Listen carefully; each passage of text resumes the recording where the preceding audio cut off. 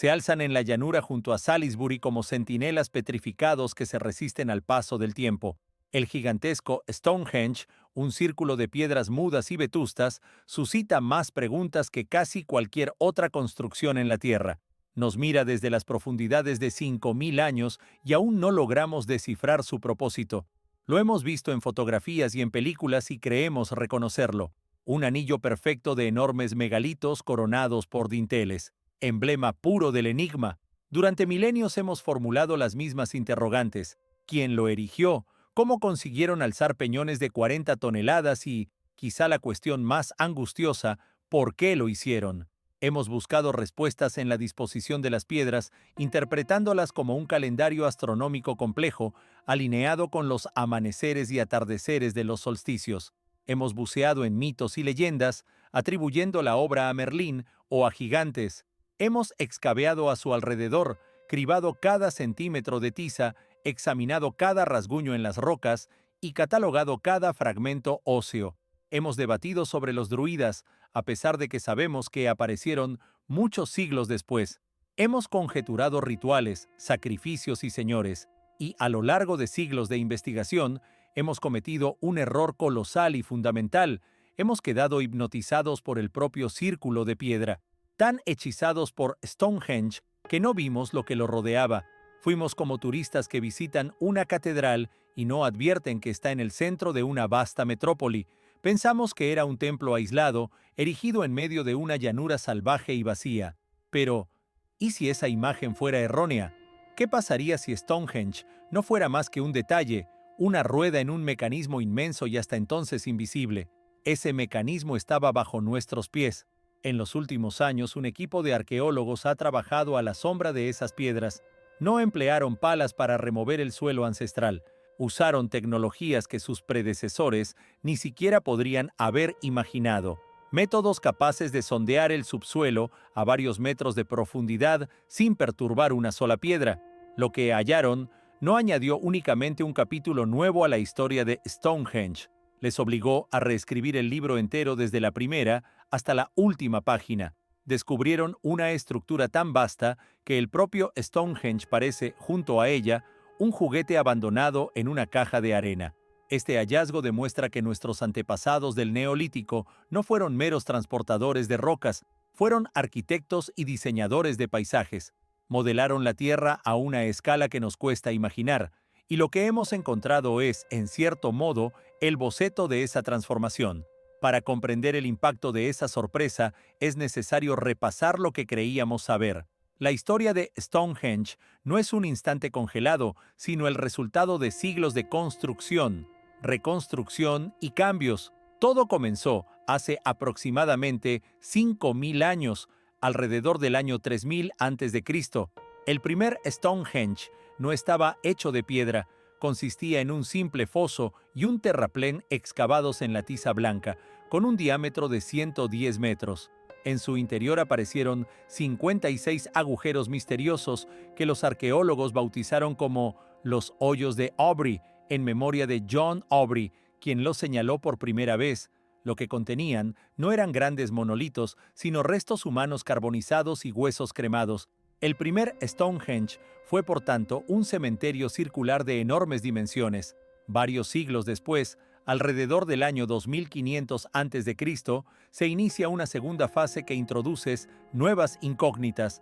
Aparecen piedras trasladadas al lugar, pero no los colosos que hoy asociamos con el monumento. Se trajeron bloques más pequeños, de 2 a 4 toneladas cada uno, conocidos como las piedras azules. 80 de esas piedras se instalaron formando una doble media luna en el centro. El verdadero rompecabezas fue su procedencia. El análisis geológico demostró que eran foráneas, venían de las colinas de Preseli, en Gales, a una distancia de 250 kilómetros por tierra, a través de ciénagas, bosques, montañas y cruzando el canal de Bristol, una de las vías marítimas más traicioneras. No trasladaron una piedra, trasladaron 80, 400 toneladas de material sagrado, no simple materia prima. La única explicación plausible es que esas piedras ya eran objetos de culto. La tercera fase comienza alrededor del año 2400 a.C. y trae la era de los gigantes. Se arrastran a la llanura los denominados sarsens, bloques de arenisca enormes que alcanzan hasta 50 toneladas cada uno. Fueron traídos desde un lugar llamado Westwoods, a la distancia de 30 kilómetros, una cifra que para un bloque de 50 toneladas equivalía a trasladarlo a la Luna. Se erige entonces el célebre círculo exterior con sus dinteles y el ferradura interior compuesta por 5 trilitos, pares de piedras coronadas por una tercera. Las piedras azules se reordenan varias veces durante estos trabajos que se prolongaron durante siglos, y hemos imaginado siempre que todo ello sucedió en el vacío de una llanura deshabitada. Sin embargo, ya existían indicios que vimos pero no supimos interpretar. El mayor de ellos es el Cursus, al norte de Stonehenge, una obra gigantesca formada por 2 fosos y terraplenes paralelos que se alargan sin fin aparente. Tiene casi 3 kilómetros de longitud y una anchura aproximada de 100 metros. Este prodigioso surco en la tierra es anterior a las piedras y fue construido alrededor del año 3500 a.C. Su realización requirió unas 3 millones de horas hombre de trabajo. ¿Por qué? No conduce a ninguna parte y no comienza en ningún lugar determinado. Simplemente existe y recorta el horizonte. Si te sitúas en su interior, apenas ves cielo y 2 altos terraplenes a ambos lados. ¿Era una vía procesional para ceremonias o una barrera que separaba una zona sagrada del resto del mundo? No lo sabíamos. Solo veíamos esa cicatriz en el paisaje, sin comprender su lenguaje. Era la primera prueba de que la llanura no estaba vacía, sino planificada y marcada. Necesitábamos un descifrador, y apareció en forma de uno de los proyectos más ambiciosos de la arqueología moderna. Un equipo internacional dirigido por el profesor Vincent Gaffney lo llamó Hidden Landscapes of Stonehenge. Su objetivo no fue excavar pozos aislados, sino cartografiarlo todo, cada kilómetro cuadrado alrededor de Stonehenge. Llevaron un verdadero arsenal tecnológico a la llanura de Salisbury, cuadriciclos equipados con magnetómetros multicanal capaces de detectar las mínimas variaciones del campo magnético terrestre. Un foso colmado, una hoguera de hace miles de años o el hueco dejado por un poste de madera podrida dejan pequeñas cicatrices magnéticas que estos aparatos registran. También utilizaron radares de penetración terrestre que emiten impulsos de radio y leen los ecos para construir mapas tridimensionales del subsuelo. Fue como hacer un escaneo médico al planeta, arqueología sin pala, una mezcla de investigación y thriller tecnológico. Día tras día, las máquinas rastrearon los campos, zumbando y acumulando terabytes de datos. Los científicos en la furgoneta observaron pantallas donde, línea a línea, emergía un mundo espectral que nadie había visto desde hace 5000 años. Aparecieron cientos de elementos nuevos, túmulos de pequeña escala, fosas desconocidas y restos de asentamientos antiguos. La cartografía se volvió cada vez más densa y comenzó a dibujar el mundo en el que vivieron los constructores de Stonehenge. Decidieron entonces sondear un lugar que hasta entonces se había considerado ajeno. A 3 kilómetros de Stonehenge se extienden las llamadas Darrington Walls. A la sombra de su vecino pétreo, este sitio es colosal, un superhenge de tierra que rodea una superficie de 17 hectáreas, en la que Stonehenge cabe 15 veces. El arqueólogo Mike Parker Pearson excavó allí durante años y halló lo opuesto a Stonehenge. Mientras que Stonehenge es piedra, silencio y muertos, Darrington está hecho de madera y vida. Las excavaciones revelaron huellas de enormes estructuras de madera, círculo tras círculo de postes macizos, una suerte de duplicado en madera del monumento pétreo, y también encontraron basura, montones de huesos animales por miles, sobre todo de cerdos. El análisis de esos restos ofreció datos sorprendentes. En primer lugar, no eran cerdos salvajes sino animales domesticados traídos desde toda Gran Bretaña. El análisis isotópico del esmalte dental reveló que muchos crecieron a cientos de kilómetros de distancia, en Gales y Escocia. En segundo lugar, la edad de sacrificio indicó que el 90% de los animales fueron sacrificados a la edad de 9 o 10 meses, es decir, en pleno invierno. Darrington Walls no era solo un henge, era una ciudad temporal gigantesca, un lugar al que miles de personas se desplazaban para un gran banquete invernal. Allí se levantaron templos de madera y viviendas provisionales. Era un lugar ruidoso, ahumado, sucio y vibrante de vida. Cuando el equipo de Gaffney escaneó la tierra alrededor de esa ciudad de los vivos, lo que hallaron dejó estupefactos a los investigadores. Al principio aparecieron señales en el monitor, anomalías grandes, demasiado extensas para ser tumbas o simples pozos de postes. Eran colosales. Siguieron trazando kilómetro tras kilómetro y las anomalías no eran aleatorias. Se alineaban y dibujaban un arco. Los científicos siguieron su rastro y el arco creció hasta cerrarse en un círculo perfecto de anomalías que rodeaba Dorrington Walls. Cuando el mapa estuvo listo, cundió el silencio en el laboratorio. Habían descubierto 30 y más tarde, más de 30 fosas gigantes. Cada una de esas fosas medía más de 10 metros de diámetro y alcanzaba hasta 5 metros de profundidad, la altura de una casa de 2 plantas. Se excavaron fosas inmensas en la dura tiza, formando un anillo de 2 kilómetros de diámetro. 2 kilómetros, una magnitud que convierte al Stonehenge conocido, de 33 metros de diámetro, en algo diminuto. Esta nueva estructura era 60 veces mayor. Los científicos realizaron sondeos selectivos para comprobar los datos y la evidencia no engañaba. Las fosas existían. Mediante una técnica llamada luminiscencia ópticamente estimulada, capaz de determinar la última vez que un mineral vio la luz solar, obtuvieron una datación. Las fosas habían sido excavadas hace 4.500 años, es decir, en la misma época en la que se alzaban los gigantescos trilitos de Stonehenge. No eran proyectos separados por eras distintas, eran contemporáneos, formaban parte de un mismo diseño colosal. ¿Qué representaba entonces ese círculo punteado? La primera hipótesis fue defensiva, pero las fosas no están conectadas entre sí y dejan decenas de metros de paso. No constituyen una zanja continua ni un muro impenetrable. No parecen una fortificación militar, un límite ritual, una frontera simbólica. El profesor Vincent Gaffney propuso que se trataba de una demarcación cosmológica, un límite gigantesco que no necesitaba ser una barrera visible para separar territorios. Marcaba la frontera entre el mundo de los vivos, el bullicioso Dorrington de madera, y otro dominio, el mundo salvaje, o el de los ancestros, el mundo de piedra, y ese dominio pétreo es Stonehenge. De pronto todo encajó. No eran monumentos independientes, formaban un sistema complementario, yin y yang, madera y piedra, vida y muerte. Los arqueólogos ya conocían las avenidas del Avon, antiguas vías procesionales delimitadas por zanjas someras. Una de las más famosas conduce desde Stonehenge hasta el río Avon. Las excavaciones de Mike Parker Pearson revelaron otra avenida que lleva desde el Avon hasta Dorrington Walls.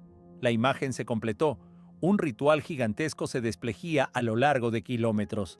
Imaginemos a 1,000 personas reunidas en Dorrington para el solsticio invernal. Festejan y celebran la vida.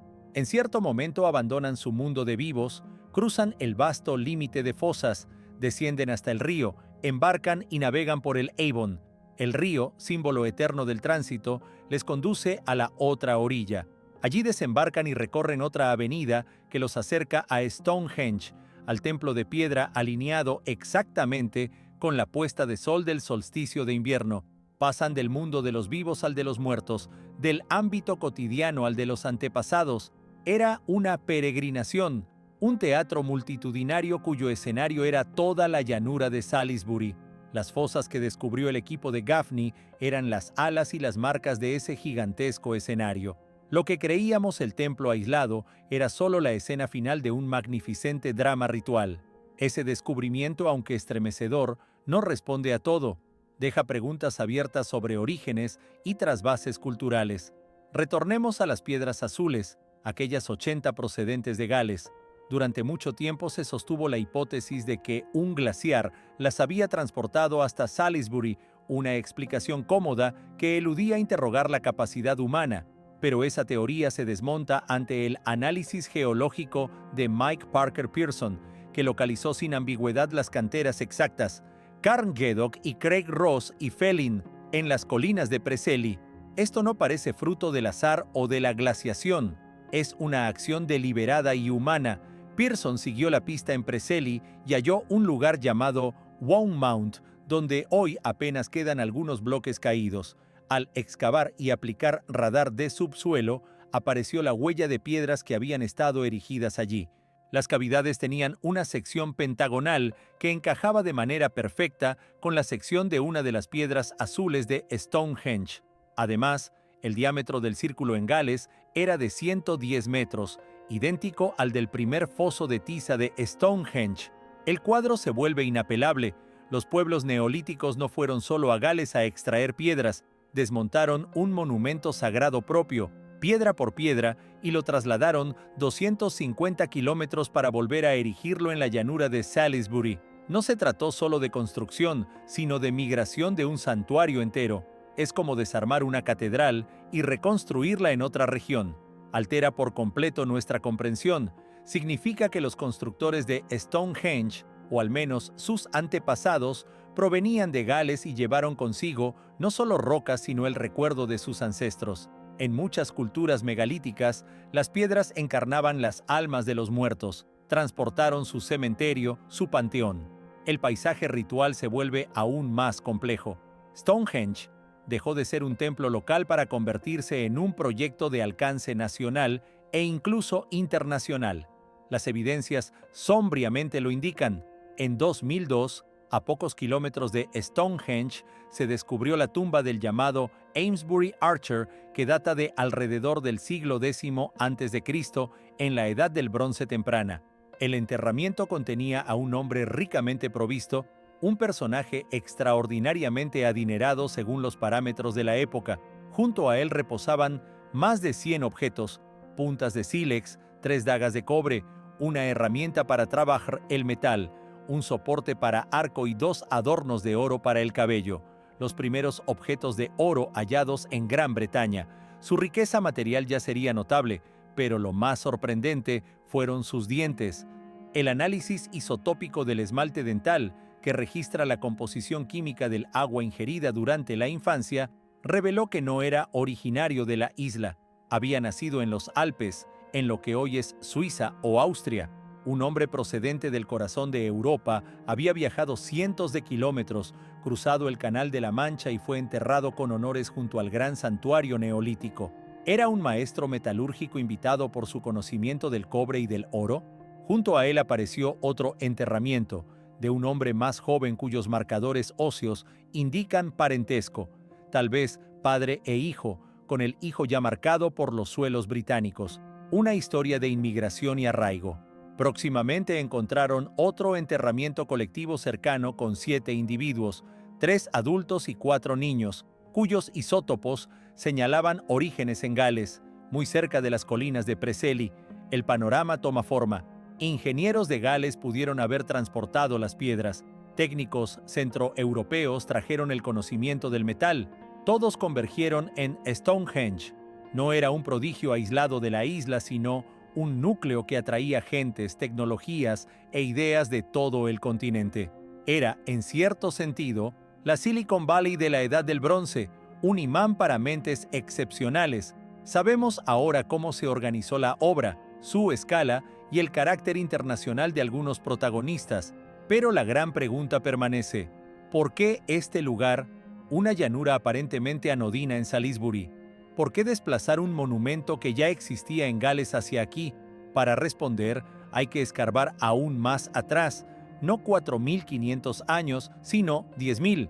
El arqueólogo David Jack exploró un lugar llamado Bleak Mead, a aproximadamente 1 milla de Stonehenge. Se trata de un manantial natural de aguas templadas que emergen todo el año a temperaturas entre 1 y 12 grados centígrados. Lo que halló allí trastoca otra vez las suposiciones. Basura para un arqueólogo es oro, decenas de miles de herramientas de sílex, miles de piedras quemadas de antiguos hogares y huesos de grandes bóvidos, uro y ciervos. Los restos del campamento se remontan a hace 8.000 años antes de Cristo, al Mesolítico, es decir, 6.000 años antes de que se colocara la primera piedra de Stonehenge. Y no fue un paso fugaz. Las evidencias indican retornos continuos durante milenios. Ese manantial cálido en un mundo postglacial frío funcionó como oasis que atrajo animales y con ellos cazadores. El lugar ya era sagrado mucho antes de que alguien imaginara erigir un monumento pétreo. La llanura de Salisbury no fue elegida de la nada, fue heredada. Los constructores no alzaron un templo sobre terreno virgen, edificaron su mayor catedral sobre cimientos que tenían miles de años. Vinieron porque sus ancestros y los ancestros de sus ancestros siempre habían acudido allí. Era su tierra prometida. Compongamos el mosaico, un anillo gigante de fosas, una ciudad temporal para festejos, un templo de piedra, 80 piedras traídas desde 250 kilómetros de distancia, extranjeros enterrados con oro y un manantial sagrado de 10.000 años de antigüedad. ¿Qué significa todo esto? Significa que Stonehenge fue más que un calendario o un santuario aislado. Fue una máquina social, un proyecto capaz de movilizar la mano de obra necesaria para excavar fosas gigantes, arrastrar sarséns de 50 toneladas y transportar 80 piedras azules desde Gales. Para ello se precisaban miles de personas que alimentar, lo que exigía organización y logística masiva. Los huesos hallados en Durrington demuestran que fueron alimentados. Hacía falta ingenieros, jefes, planificadores, sacerdotes y una idea común para unir tribus enfrentadas. Stonehenge fue esa idea, el proyecto de una era que cohesionó comunidades. El acto de construir importó más que el resultado. Trabajar y festejar en conjunto, banquetes en Durrington y ceremonias en Stonehenge, convirtieron a grupos dispares en un solo pueblo. Fue una obra comunal de fe plasmada en piedra y tierra, y demandó conocimientos sorprendentes. Para trazar un círculo de fosas de 2 kilómetros de diámetro con precisión, se necesitaba geometría, medidas estandarizadas y prácticas que hoy llamaríamos científicas. Estos pueblos no eran salvajes. Fueron los primeros ingenieros y astrónomos de Europa, poseedores de saberes que apenas comenzamos a comprender. El descubrimiento del anillo de fosas dejó en evidencia cuán ciegos habíamos sido. Nos mostró que habíamos jugado en la arena sin ver los rascacielos a nuestro lado. Pero, como toda gran revelación, abre más incógnitas que respuestas. Sí, eran fosas, pero ¿solo fosas? ¿Estaban vacías o contenían tótems de madera que se descompusieron? ¿Se llenaban de agua para crear un espejo entre mundos? ¿Eran entradas simbólicas al inframundo? El radar de penetración no puede traducir su sentido ritual, y sobre las técnicas de transporte de las piedras aún ignoramos detalles cruciales. 50 toneladas es una masa inmensa. La teoría de los rodillos de troncos falla en terrenos irregulares porque los rollos se dispersan. Lo más probable es que utilizaran trineos de madera gigantes que se desplazaban por rieles engrasados, pero eso exigía miles de personas tirando al unísono, más de la población de cualquier asentamiento contemporáneo. Y hay otro misterio: el sonido. Investigadores de la Universidad de Salford construyeron una réplica a escala real y estudiaron la acústica. Los resultados son asombrosos. El círculo de piedra actúa como trampa acústica que amplifica y reverbera el sonido en su interior, mientras que fuera reina casi el silencio. Fue Stonehenge, un instrumento musical colosal, un lugar de trance en el que tambores y cánticos se intensificaban para los presentes y apenas llegaban al exterior. Vemos el plano, pero no podemos leer las notas del arquitecto. Stonehenge es un enigma cuya llave comenzamos a encontrar, pero cuyo lenguaje, rituales, creencias y cosmovisión de gente sin escritura sigue siendo en gran medida ininteligible. Cada hallazgo no cierra el misterio, lo profundiza. Demuestra que quienes movieron montañas y diseñaron paisajes enteros fueron tan complejos y deliberados como nosotros, quizá aún más. Nos dejaron un mensaje tallado en piedra y horadado en la tierra. Ese mensaje es mayor, más intrincado y más sobrecogedor de lo que jamás imaginamos. El secreto de Stonehenge no es solo cómo se desplazaron las piedras. La pregunta central sigue siendo: ¿qué les llevó a hacerlo? Esa respuesta sigue aguardando bajo la tierra.